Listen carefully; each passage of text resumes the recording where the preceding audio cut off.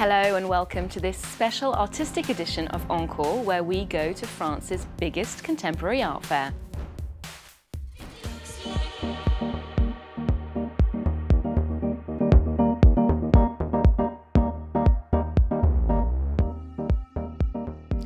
As the FIAC sets up shop here in the French capital, we shine a light on the big brand partnerships that are bringing contemporary art into new spaces. I talked to the director of the FIAC, Flay, about the market, the moguls, and the media coverage of one curiously controversial artwork. Let's go meet my guest.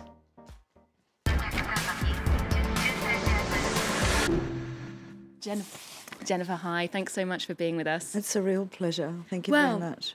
The FIAC, we're in the 41st year now. It's become a real staple on the art calendar alongside Frieze, Basel, those kind of meets. But what is the unique selling point of a French art fair, of the FIAC? What makes it special? Well, what makes FIAC very, very special, of course, is Paris, is its home base. And we are very, very closely attached to Paris by our venues, of course, which are very patrimonial, beautiful venues. The Grand Palais, of course, the Tuileries Gardens, the Musée du Louvre, where we do a performance cycle, also the Jardin des Plantes, Muséum d'Histoire Naturelle, and this year, for the very first time, the Cité de la Mode et du Design, which is on the Seine River, one of the only buildings in Paris, actually, which is directly accessible by the Seine.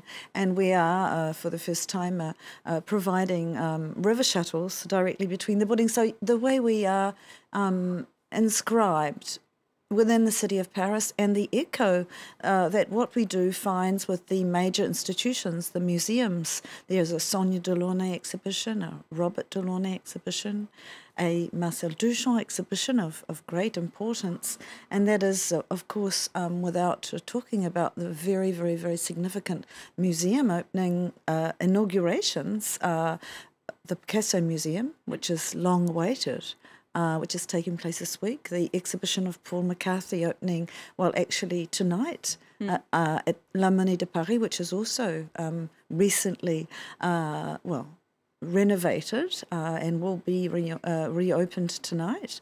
And of course the Fondation Vuitton, which is an extraordinary architectural achievement and also a utopia in terms of a private foundation. So all of this is makes FIAC very, very special. You couldn't ask for a better setting really than Paris. We could not ask for a better setting, and Paris Paris does inform the spirit of FIAC, and our exhibitors always comment on the particular elegance and sophistication and level of information, the fact that our audience is particularly cultivated and does willingly enter into a knowledgeable exchange about art, which is actually different than in some other art fairs where the conversation, from what I hear from our exhibitors, is limited to a more abrupt exchange about how much. Price, indeed. Well, we did actually speak to somebody else who works very much in this market, Noah Horowitz of the Armory Show in New York. Yes. We asked him the same question: why Paris and why the FIAC? We live in an experience economy, and despite the rampant digitization of everything we do and the ability to be interconnected globally throughout various business practices, nowadays, the in-person experience is absolutely essential to that. And art, in the end, is a human experience. And I think to be able to see work in the flesh is inevitably very different than seeing it on a JPEG. Well, it might be based in the French capital, but the FIAC is a very international affair with galleries from 26 different countries. We asked owner of a gallery, Nathalie Obadia, to give us her view on the internationalization of the market. Because it's become more global and people are really excited to discover artists from the Middle East, from Asia. They are not only Western artists now. It means that people are also, because they are traveling a lot or they spend 2 years in university abroad also, they are more open. It means that they are more curious. Well, in fact, this year we saw lots of interesting. I was surprised to see galleries from India, from Saudi Arabia, from Japan, who are exhibiting for the first time. Absolutely. What do you think they bring to the mix?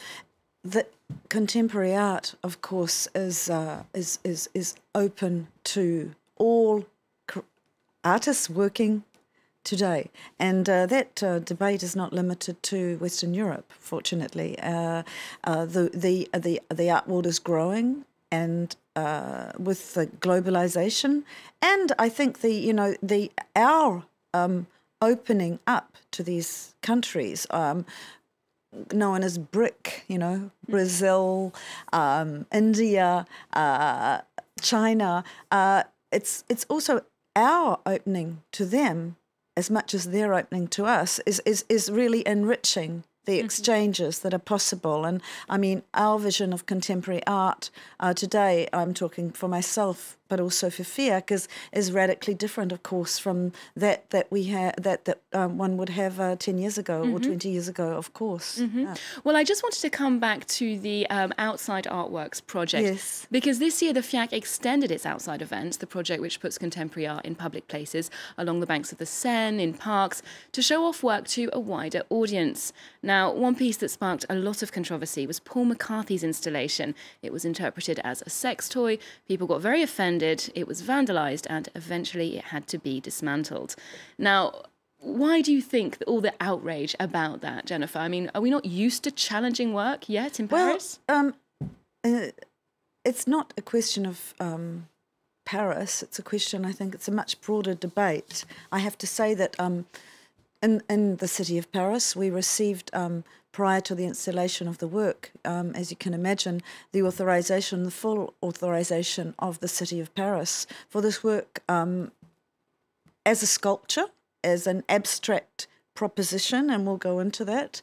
I saw that your subject was subtitled Sex Toy Scandal, and I think it's a little bit more complex than that.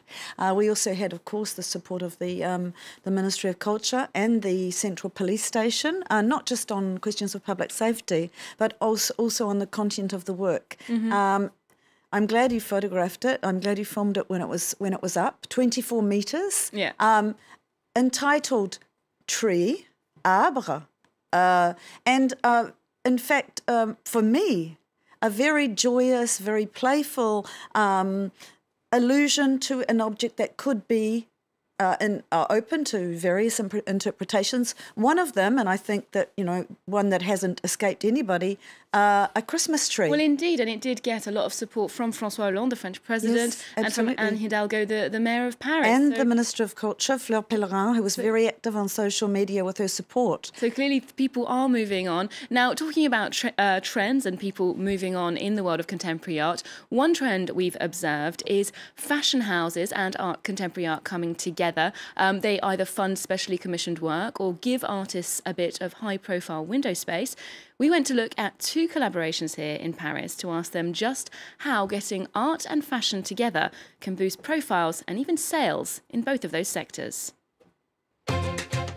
Lipstick, powder and, of course, perfume. Here at Guerlain's flagship store on the Champs-Élysées, beauty is top of the bill. But in addition to the cosmetics, there's another aesthetic endeavour. Kaleidoscopic India is a contemporary art show hosted by the luxury brand. Its curator says the challenge was to bring art to the general public just where they least expect it. I would say that most of the time people will not come for the exhibition.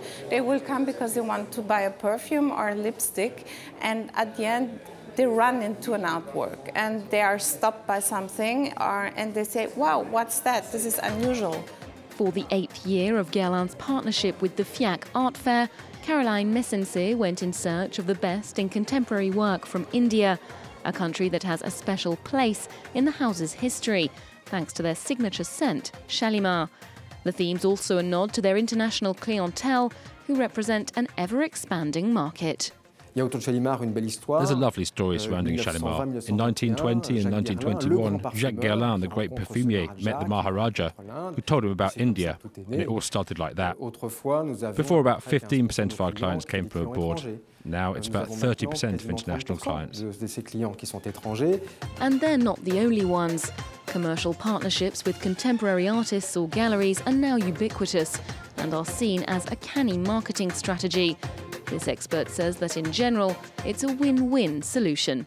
I would say that The role of the luxury brand today has replaced the role of what the churches were doing and what the kings were doing after that. They are now the sponsors of the artists. They give them the visibility they wouldn't normally have, and they tend to benefit together. There's a downside, and that downside is if it smells of marketing, it's dead. It's not working.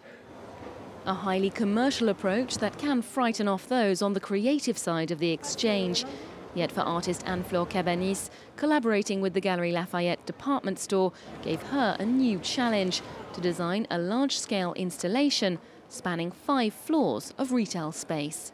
The ambiguity of its purpose, that is to say sell objects or sell products, was not such a big deal for me, because I mostly saw the interest of creating a path of the elastics and just a figure of like a sculpture.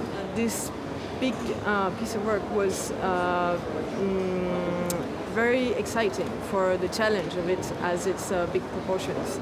A blurring of genres or some very expensive window dressing. As the father of pop art, Andy Warhol, once said, in the future shops will be art galleries and galleries shops. Wow, we see those partnerships more and more between brands and contemporary art. What do you think of that? What's your opinion of these kind of partnerships? Oh, I think it's fundamentally important because, as your guests mentioned, these collaborations really do give artists the possibility to go further in their creative process. And we, for example, at FIAC work very, very closely with the group Galeries Lafayette, who's our principal partner on FIAC, and they support financially the presence of 10 galleries, 10 emerging galleries. Well, sadly, that's all we've got time for. Remember to check out our website, france24.com, and we're also on Twitter and Facebook.